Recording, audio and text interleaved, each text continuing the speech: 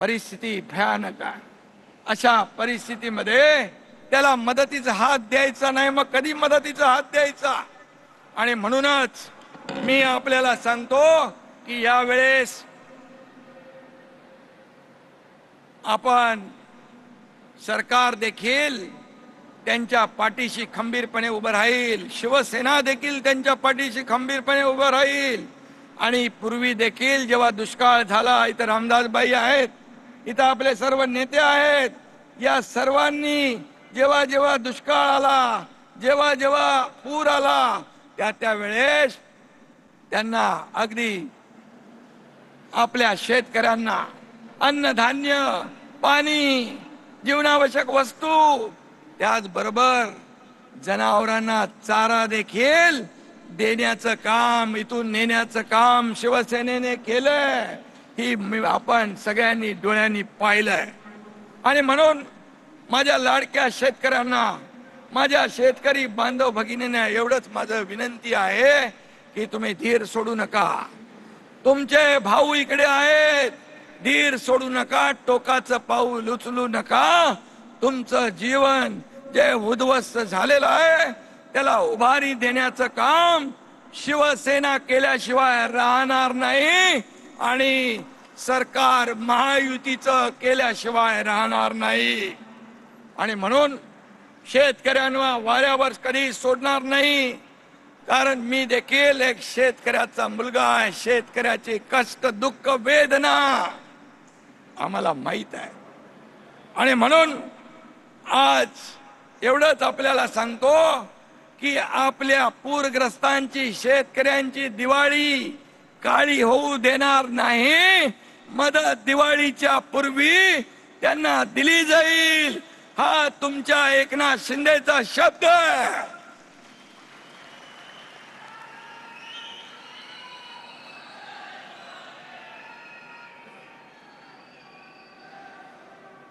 आणि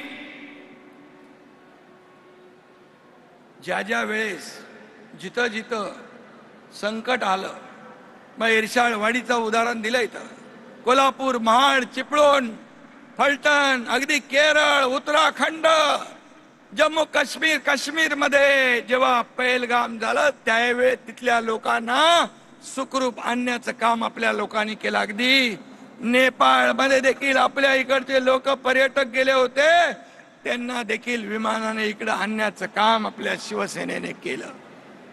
ही आपली बांधिलकी आहे, ही आपली जबाबदारी आहे। कपड्याची इस्त्री सांभाळणारा आणि व्हॅनिटी व्हॅन घेऊन दौरा करणारा एकनाथ शिंदे नाही, आणि work from home on Facebook live तर करणारा एकनाथ शिंदे नाहीच नाही। शेवटी बांधिलकी आपली आहे। आपत्तीमध्ये घरात बसणारा शिवसैनिक असूच शकत नाही, हा बाळासाहेबांचा शिवसैनिक असूच शकत नाही। आणि म्हणून बाळासाहेब म्हणायचे, संकटात कार्यकर्ता घरात नाही, लोकांच्या दारात दिसला पाहिजे। आणि तो आज शिवसैनिक मदत करतोय, खाली हाताने गेला नाही, सोबत सगळं जीवनावश्यक वस्तू सगळं घेऊन गेला। आज तिकडं तो काम करतोय। मला वाटतं तिकडची काही माहिती आली आहे। मला देखील सकाळी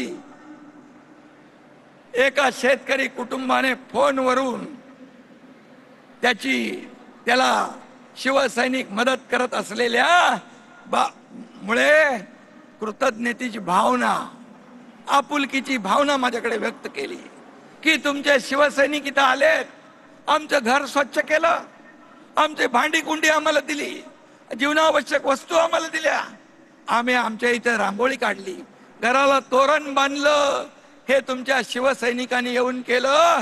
मी त्या शिवसैनिकांना मनापासून धन्यवाद देतो। या शिवसैनिकांचा मला सार्थ अभिमान आहे, जे स्वतःचा जीव धोक्यात घालून संकट समयी दुसऱ्याचा जीव वाचवतात, त्यांना मदत करतात। हे शिवसैनिक, हे बाळासाहेबांच्या विचारांचे कट्टर शिवसैनिक, धर्मवीर आनंदगे साहेबांच्या विचारांचे कट्टर शिवसैनिक यांचा मला सार्थ अभिमान आहे.